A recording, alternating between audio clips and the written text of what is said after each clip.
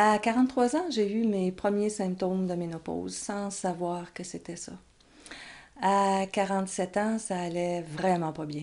Je me sentais confuse, perdue, déstabilisée, anxieuse. J'ai arrêté de faire des choses que je faisais et je savais pas trop ce qui se passait à l'intérieur de moi. À travers ça, j'ai commencé à chercher des solutions, des réponses, comprendre qu'est-ce qui se passait.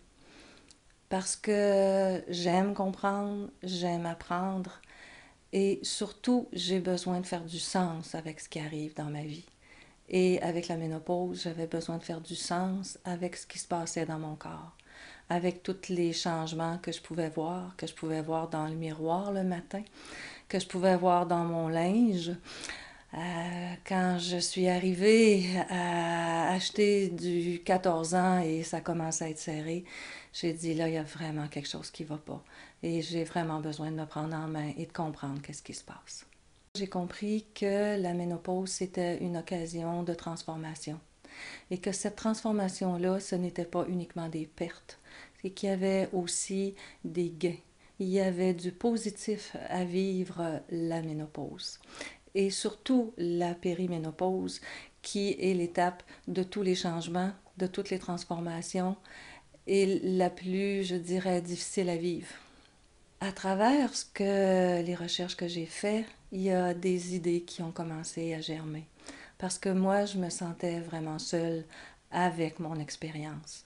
J'en avais pas parlé avec ma mère, parce qu'elle n'avait pas parlé quand elle était dans sa ménopause. Puis elle était plus là, donc je ne pouvais pas lui en parler. J'en ai pas parlé non plus avec mes sœurs. J'en ai pas parlé avec mes amis. J'étais vraiment toute seule et je dois bien avouer, bien souvent désespérée en comprenant pas vraiment ce qui m'arrivait. À travers le cheminement, à travers le travail que j'ai fait sur moi pendant cette période de vie-là, j'ai pu arriver à des guérisons, à comprendre pourquoi il y avait des souvenirs qui remontaient, pourquoi ce que j'avais caché depuis si longtemps travaillait si fort pour sortir, pourquoi j'avais une colère si profonde qui voulait un exutoire. Et c'était pas parce que c'est ça la ménopause et puis que en ménopause les femmes sont en colère. Non, c'est qu'en ménopause, les femmes veulent plus. Les femmes veulent se retrouver. Les femmes veulent revenir au cœur d'elles-mêmes. Et moi, c'est ce que j'ai trouvé. Revenir au cœur de moi-même. Ce fut un cheminement que j'ai rapidement eu envie de partager avec d'autres femmes, mais j'ai pas tout de suite mis au monde Mathurescence. Je l'ai mis de côté. J'ai fait le travail qu'il y avait à faire sur moi.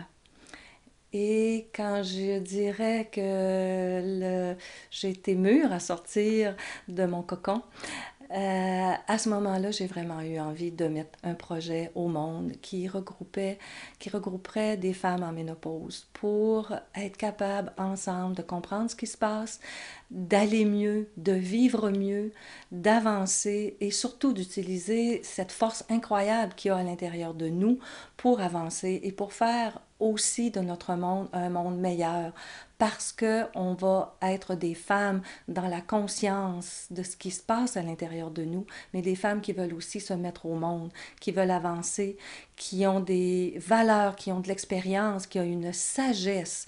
Et la sagesse, ça s'acquiert aussi avec les années. Même si on ne met plus au monde des enfants, on est, je dirais, à la ménopause, un pas plus proche de notre féminité. Bizarrement, parce que des fois, on dirait que notre corps change et qui a l'air des fois un peu plus masculin parce qu'il change de forme, parce qu'on a pris du poids, parce que on s'est transformé, mais fondamentalement, c'est profondément le féminin à l'intérieur de nous qui veut exister, qui veut se faire entendre, qui veut se dire oui, je suis là, j'existe, entends-moi. Et le merveilleux de la ménopause, c'est que tout notre corps nous aide à faire ce changement-là.